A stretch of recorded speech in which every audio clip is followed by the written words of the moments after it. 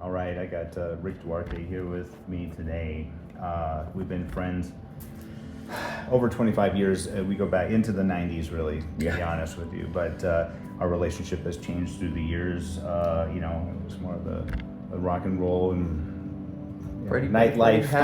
A different world. Entertainment world, we'll call it. Entertainment world. Las Vegas, right? Yeah, and through the years, we both went on a journey of healing in different ways during different times, and we've always in some way or another kind of circled back, whether it be through a mutual friend or something, and then I really went in a different direction and opened up the Healing Sanctuary. But we still had some sort of connection. In that case, thank God for social media, because it really allowed us, even though we live in the same city but different circles at the time. And this was, I believe, around October of 23, where you had reached out to me, and there were some personal things that were going on, and you through posts that I do, it kind of apparently landed in such a way that you were called, and thank God that you felt comfortable and vulnerable enough to reach out in that particular time, and so you came and stayed with us here at the sanctuary, and we provide a safe and sacred environment for folks. And so if you can kind of share a little bit about that experience and what that was like and what you took with you from that, and go from there. Oh, well, absolutely. First and foremost, I want to thank you for creating a safe space for people like myself and for so many other people. One of the things that really drew me back to you energetically was watching the testimonies and just your presence online through Facebook, and I already knew who you were. We already spent so much time together doing all kinds of fun stuff. But all that all being said, I had some challenges. Life throws that at us, and so it's not easy. And your overall approach for me was just brought a lot of curiosity, because I knew who you were, then I saw your being, and I'm like, I want to know more about this. And I have to find out, after talking to you and meeting with you personally and finding out what this was about, I decided to commit to scheduling a time with you to spend the whole retreat weekend here, and just putting my life and my food, my sleep, my journaling, everything I drank, everything I did, all my exercise, putting myself in your hand, the breathing, the huge. I mean, I'd never done breath work before, but just completely surrendering myself to the process of what Healing Sanctuary does. Everything you've learned. I mean, your story is amazing. I mean, you've done so much in the time that I used to know you to the time that I got to re-know you. Your essence was always still there, but I could really feel the growth. And it made it so easy for me to put myself in your hands, because you just exude a care and a sincerity and an expertise too. Not just yourself, but your wife. Yes. Oh my God, what an angel. I mean, we're talking about getting everything from the food, the body, your biochemistry together, the blood work. You guys really you made a big difference in a very short period of time. I mean, just from the weekend that I spent here, which was very intensive, I went back to work and really just carved out a lot of things that were not serving me. And it just recalibrated my attitude toward myself. I poured a lot of emotion into that weekend. I'm not sure if you remember. No, yeah, I do. I was a mess at times, and you helped me break myself down, and then you helped bring me back up with the love that I'm supposed to be giving myself, and the food I eat, and the way that I sleep. Yeah, there's a foundation provided to lift you up. That you feel supported, which is a big part of when people are staying here. It's not just that deep dive with this intention of idea, like what are we trying to do? What are we trying to solve? How did we get here? And why do I do the things that I do? Right. Because we'll have folks that come here with emotional distress. We'll have people that come here trying to strengthen their sobriety. We'll have people for many different reasons.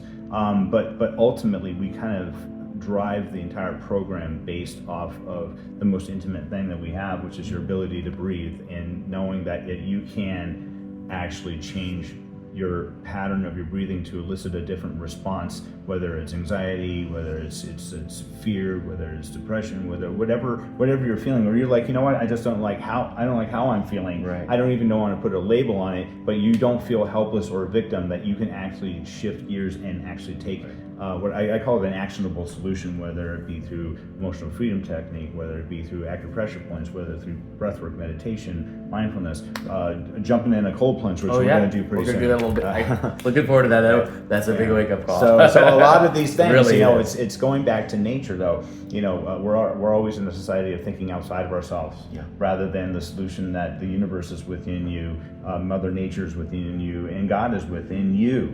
It's in that heart space, and we become alienated from ourselves. Yeah, we're that reflection, that spark, and if we don't get back to recognizing that and honoring that, it's hard to have to manifest a reality around you that's worthy of the potential if you don't recognize it from within. And you brought me a lot closer to what I came in thinking I had this and thinking I had that going on with myself, and I walked out learning a lot more about what the truth was, and because of the breath, and because of I say that the breath is the truth. It is a direct reflection of your state. Yeah. Yeah, and I was breathing very shallow, and I'd never done a cold plunge. I think the lessons. I tell you what, it was huge. Sure, I think the lessons. It's not about just doing things that are uncomfortable, but getting comfortable doing things uncomfortable. So that the lesson to be learned is, if I can do this here, I can certainly face the challenges that are out there in the concrete jungle. That you become more resilient. Absolutely, the resilience factor. Especially because, even after I left, there's a lot of things that came up in my life that were super challenging. Yeah, with your daughter, with challenges. My family had family things. There's a lot of things going on, a lot of dynamics that were not simple. And I always, thank goodness, I get these messages from you every morning, and I have ever since. Over 3 years now. Every morning, Damon sends me a message, and I'll tell you what, that starts my day off in a way that I don't know if I really live without it. I hope you'll work on something that we can keep that going without it making too much of your life something in the all about coming. Me. Yes, absolutely. I think we talked about that. Yeah. But so you were here. It's been almost 3 years since you've been here when you shared time with us, but you've continued. The beautiful thing is you've continued to work on yourself. It's never ending. We're never at the top of the mountain going, okay, it's done. I'm perfect. You have good days, you have bad days. You have reasons and seasons, I call it. Yes. But I can tell you, it always brings me back to myself, and it's opened up a lot of creative endeavors for me. I was able to finish a rock record with a newfound friend that the universe found me, and we found each other. Been traveling more, been doing better in my work and in my profession. I'm a musician.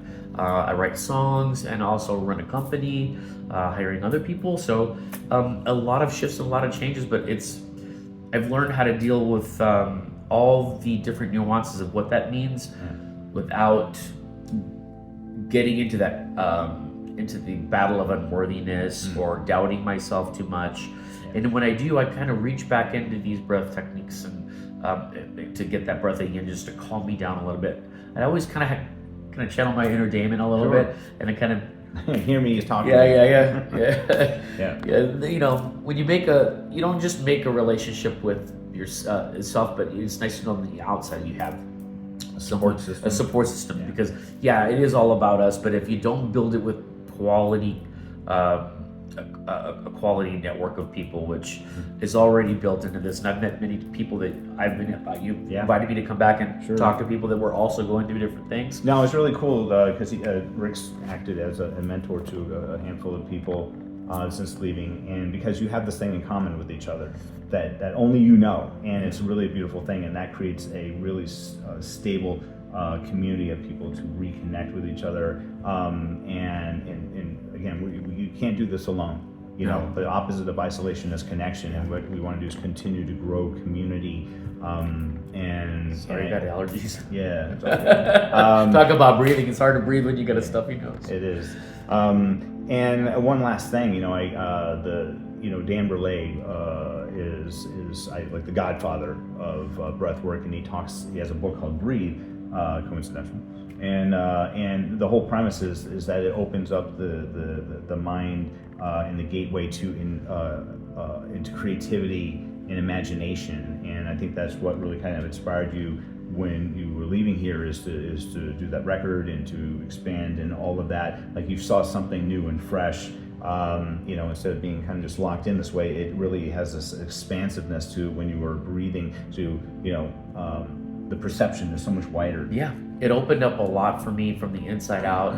It got me more in touch with what I was feeling in my being. I mean, the body's part of it, but the breath is so much even deeper than just the physiological aspect. I mean, it's the gift you get every moment without having to think about it. But when you're in that state, it just, I don't know. I got to be a lot more honest creatively when I was writing lyrics for the record, and that brought out a lot more honesty in my life. And it's the music. It's the best music I ever wrote. Yeah, it's the best album I've ever recorded. But it also helped with the relationships with people. Yeah. You know, how to let things heal, and how to be patient with oneself about those things, to ask for help when you do need help, and also be there for others when they need help too. Yeah. It helped me forgive others, but more importantly, it was the deep work that allowed me to forgive myself quite a bit, and especially what I call the exploration breath work. The longer, it would just allow that weight that I carried to be a bit less every time, and little by little I felt that it would dissipate, that I could make that separation from that darkness and go into the light and see things in a different with a different perspective. And then what you ultimately want to do is be able to share that love with everybody else. And if you can carry that across, in helping make people feel that much better about themselves, and that they're not stuck in where you are is not who you are type of thing, right? Yeah. I mean, it's like they always say that, it's all about the journey, and the breath is I think a key, because I mean, you can't get anywhere if you don't breathe. Yeah.